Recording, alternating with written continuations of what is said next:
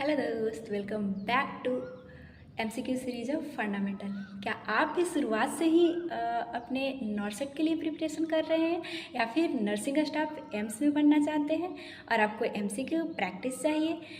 तो ये video and series आपके लिए रामबाण साबित होने वाला है। तो कैसे देख चलिए बताते हैं आपको। सबसे पहले तो आपको एमसीक्यू प्रैक्टिस के लिए NCLEX, target high, PR Yadav and और भी बुक है और अपने सिलेबस को कवर करना होगा और उनसे एमसीक्यू निकालना होगा और प्रैक्टिस करना होगा, जो कि आपके लिए टाइम बहुत ज़्यादा लगने वाला है। लेकिन इसके लिए इसी टाइम को कम करने के लिए, आपको जर्नी को आसान बनाने के लिए मैं एमसीक्यू सीरीज लेकर आई हूँ। और फंडामेंटल का वेटेज नॉर्सेट में नर्सिंग स्टाफ बनने के लिए बहुत ज़्यादा है इसका वेटेज। तो आपको एक भी वीडियो को मिस नहीं करना है। एंड चलिए बिना आपके टाइम वेस्ट किए फटाफट से। हेलो दोस्त, welcome back to MCQ series of fundamental. तो आज का वीडियो जो है वो टॉपिक है वाइटल साइन में पल्स।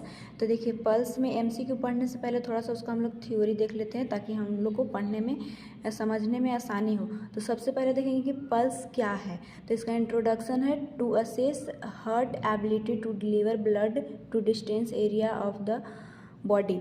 कि मतलब जो भी हार्ट का जो एबिलिटी है ब्लड को पेरिफेरल एरिया में, जो कि हमारे पूरे होल बॉडी में जो ब्लड फ्लो कर रहा है उसको, उसके डिस्टेंट को मापने के लिए, मतलब असेस करने के लिए, एबिलिटी को जानने के लिए ये पल्स है। पल्स वैसे देखिए क्या है, लेफ्ट वेंट्रिकल जो है वो कॉन्ट्रैक्ट करता है, तो अल्टरनेट होता है आर्टरी, कभी फॉल होता है कभी राइज होता है, और उसी को पल्स के थ्रू जाना जाता है। और ये सब आप समझ गए होंगे पल्स। एंड देखिए नॉर्मल रेट एक बार देख लेते हैं। न्यू बॉर्न में जो है वो नॉर्मल रेट कितना होता है, क्योंकि ये आपसे नॉर्सेट में पूछा जा सकता है।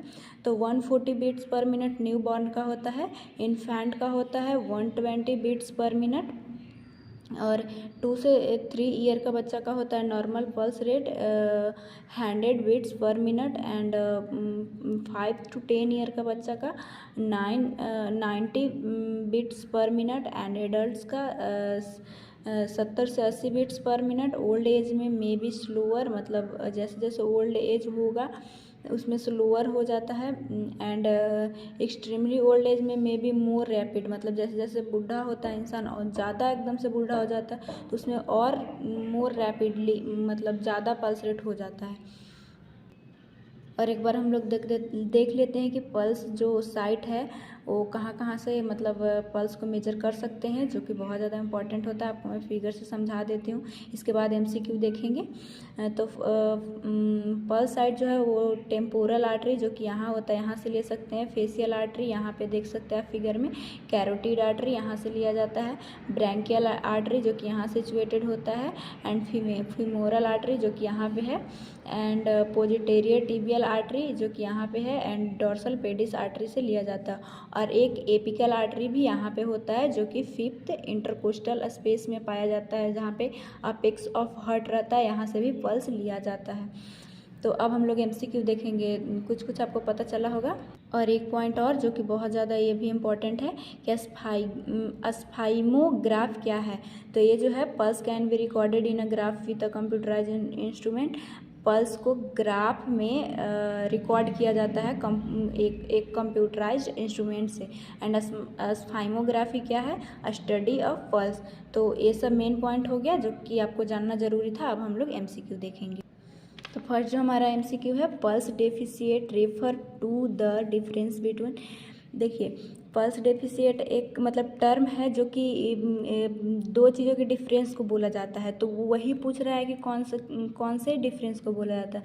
तो फर्स्ट है apical pulse and radial pulse, B है radial pulse and femoral pulse and C है 2 radical pulse obtain with a 5 minute gap. नहीं, ये भी नहीं। 2 apical pulse obtain within a 5 minute gap, ये भी नहीं, कि मतलब 5 मिनट के गैप पे एपिकल पल्स को ऑब्टेन करना नहीं। इसका राइट आंसर होगा A. Apical pulse and radial pulse के बीच के डिफरेंस को, तो apical pulse and radial pulse के डिफरेंस को एक टर्मिनोलॉजी दिया गया है जिसे पल्स डेफिशिएट बोलते हैं। एंड नेक्स्ट जो हमारा क्वेश्चन है, location of auscultation for apical pulse. ये पूछ रहा है कि एपिकल पल्स का लोकेशन कहाँ है। तो मैं आपको पहले भी बताई थी कि एपिकल पल्स कहाँ, जब फिगर से आपको समझाई थी कि एपिकल पल्स कहाँ होता है। तो ये है 5th intercostal space at the right mid axillary line, या फिर 5th intercostal space at the left mid clavicular line, and C है 5th intercostal space at the right mid clavicular line, and D है 5th intercostal space of the mid axillary line। तो देखिए जो apical pulse होता है वो situated होता है 5th intercostal space of left mid clavicular, left side में। जैसे कि ये जब ऐसे सब रिब्स है ऐसे ऐसे, और यहाँ पे हार्ट है, और इधर जब 5th intercostal space left side का आता है तो यहाँ पे ही अपेक्स ऑफ हार्ट रहता है, और यहाँ से ही जो है वो एपिकल पल्स को अस्कल्टेट किया जाता है। और अस्कल्टेशन तो आपको पता होगा स्टेथोस्कोप की हेल्प से। अगर नहीं भी पता तो आप पहले वाला वीडियो देखिए, आपको सब समझ में आएगा। Apical pulse is assist by the placing the diaphragm of stethoscope at the area. बोल रहा है कि एपिकल पल्स असिस्ट किया जाता है कहाँ पे, स्टेथोस्कोप को डायफ्राम एरिया में प्लेस करेंगे। तो aortic area, pulmonic area, mitral area, tricuspid area. तो मिट्रल एरिया में एपिकल पल्स को अस्कल्टेट किया जाता है, जो कि अभी यहाँ पे देखें कि 5th इंटरकोस्टल स्पेस में जहाँ पे अपेक्स ऑफ हार्ट होता है, वहीं जहाँ पे मिट्रल एरिया, मिट्रल वाल्व आप सुने होंगे, वहाँ से ही एपिकल पल्स को असेस किया जाता है। और नेक्स्ट जो हमारा क्वेश्चन है वो है the difference between systolic and diastolic blood pressure known as. और ये स्टाफ नर्स ग्रेड 2 में पूछा भी गया है। तो हर एक क्वेश्चन बहुत ज़्यादा इंपॉर्टेंट है, आप बिना स्किप किए वीडियो को देखिए एंड समझिए। कि बोल रहा है कि systolic and diastolic blood pressure को किस नाम से जानते हैं। तो इसको पल्स प्रेशर के नाम से जानते हैं। इसका टर्मिनोलॉजी ही होता है कि मतलब सिस्टोलिक एंड डायस्टोलिक प्रेशर के डिफरेंस को क्या बोलते हैं, तो पल्स प्रेशर। इसको आप याद रखिएगा, आगे भी पूछा जा सकता है। एंड द नेक्स्ट क्वेश्चन है the difference between the apical and radial pulse rate is called. बोल रहा है कि radial pulse and apical pulse के डिफरेंस को क्या बोलते हैं। तो ये हम पहले भी देखे थे कि इसका राइट आंसर होगा पल्स डेफिशिएट। इस टर्मिनोलॉजी को बोलते हैं कि एपिकल पल्स जो कि अपेक्स ऑफ हार्ट के पास होता है, एंड रेडियल पल्स जो कि हमारे हैंड में होता है, इसमें डिफरेंसेस आते हैं मापने पे, और उसको बोला जाता है पल्स डेफिशिएट। एंड नेक्स्ट जो हमारा क्वेश्चन है core body temperature highest eight. ये टेम्परेचर का हालांकि क्वेश्चन है, लेकिन आप देख लीजिए।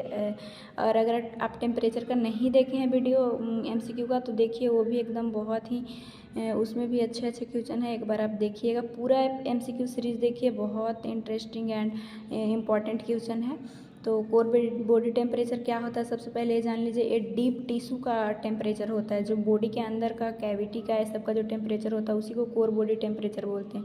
और ये हाईएस्ट कब होता है, तो अर्ली मॉर्निंग या फिर नून या नाइट या फिर लेटर आफ्टरनून। तो आफ्टरनून के बाद जो है वो कोर बॉडी टेम्परेचर हाईएस्ट होता है, मतलब डीप टिश्यू का। एंड नेक्स्ट जो हमारा लास्ट एमसीक्यू है other name for collapsing pulse is. Collapsing एक पल्स है जिसका और भी नाम से जाना जाता है। तो वो नाम कौन सा है ये याद रखना बहुत ज़रूरी, क्योंकि ये नॉर्सेट में पूछा जा सकता है, या फिर कोई भी नर्सिंग स्टाफ का हो, या फिर कोई भी एग्जाम हो उसमें पूछा जा सकता है। तो ये है थ्रेड पल्स, एंड बी है वाटर हैमर पल्स, और इसी को कॉरी गैंस पल्स भी बोलते हैं, या फिर सी बाउंडिंग पल्स, या डी पल्स डेफिशिएट। तो इसका राइट आंसर है वाटर हैमर पल्स, जिसको कॉरिजेन पल्स भी बोलते हैं, और ये कोलैप्सिंग पल्स का नाम है। तो आप तीनों याद रखिएगा, ये तीनों ही मोस्ट इम्पॉर्टेंट है और आपसे पूछा जा सकता है, क्योंकि जो भी नेम होता है अगर उसका दूसरा नेम हो तो वो तो एग्ज़ाम में पूछने के चांसेस ज़्यादा रहते हैं। एंड नेक्स्ट जो हमारा, जिसका मतलब आपको इंतज़ार होना ही चाहिए, क्योंकि ये क्लिनिकल केस बेस्ड क्वेश्चन है और हर एक एमसीक्यू सीरीज़ में मैं इसको कवर करती हूँ।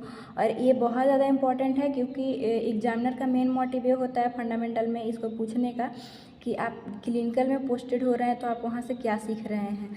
तो चलिए देखते हैं। बोल रहा है you are assigned care of patient posted for arthroplasty surgery. आप असाइन किए गए हैं जो वहाँ पे पोस्टेड किए गए हैं जहाँ की आर्थ्रोप्लास्टी सर्जरी मतलब हड्डी से रिलेटेड सर्जरी हुआ है। एंड बोलता है you have a make sure that the patient must sign the informed concern before being shifted the pre operative area. आप श्योर हो चुके हैं कि पेशेंट जो है प्री ऑपरेटिव एरिया में जब आया है उससे पहले कंसेंट को मतलब डन कर चुका है। कंसेंट क्या होता है? तो कंसेंट एक फॉर्म होता है जो किसी भी ऑपरेशन से पहले इसको सहमति पत्र बोलते हैं, जो कि साइन करवाया जाता है। अगर पेशेंट 18 साल का है तो वो खुद कंसेंट पे साइन कर सकता है, और अगर कॉन्शियस है तो, और अगर अनकॉन्शियस है तो उसके जो भी रिलेटिव है, उसके अपने फ्रेंड है, उससे वो उस साइन को करवाया जाता है।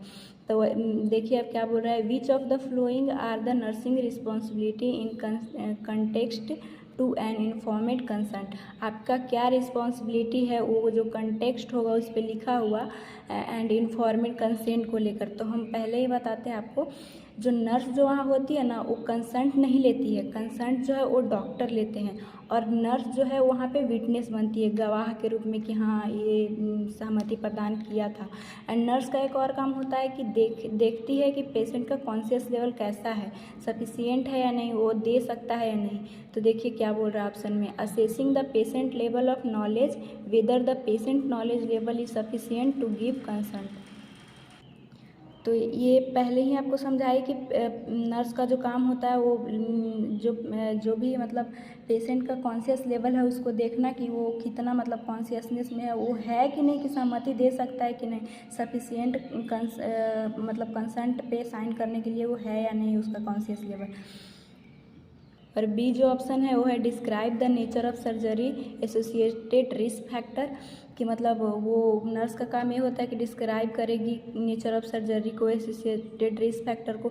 देखिए कंसर्न से इसका कोई मतलब नहीं है, और पहले ही क्वेश्चन में दे दिया गया है कि वो हड्डी से रिलेटेड सर्जरी है, तो ये इसका आंसर नहीं होगा। एंड सी है witness the client signature on the consent for, कि मतलब कंसर्न फॉर्म में क्लाइंट जो सिग्नेचर किया उसका विटनेस बनेगी नर्स, तो ये तो होता ही है। तो राइट आंसर होगा हमारा ए एंड सी। तो आई होप कि ये अच्छे से समझ में आया होगा। एंड आप पूरा MCQ सीरीज़ देखिए, मतलब बहुत नॉर्सेट के लिए या फिर कोई भी नर्सिंग स्टाफ हो या आप CHO की तैयारी कर रहे हैं, हर एक के लिए ये MCQ सीरीज़ बहुत ही दमदार साबित होने वाला है। एंड अभी मैं जानती हूँ मेरे सब्सक्राइबर कम है, तो आपको थोड़ा सा भी हेल्प हो तो मेरे को मोटिवेट करने के लिए आप सब्सक्राइब कीजिए मेरे चैनल को, एंड लाइक कीजिए, एंड अपने दोस्तों में शेयर कीजिए ताकि उनको भी हेल्प मिल सके। तो थैंक्स फॉर वॉचिंग, मिलेंगे नेक्स्ट MCQ सीरीज़ में।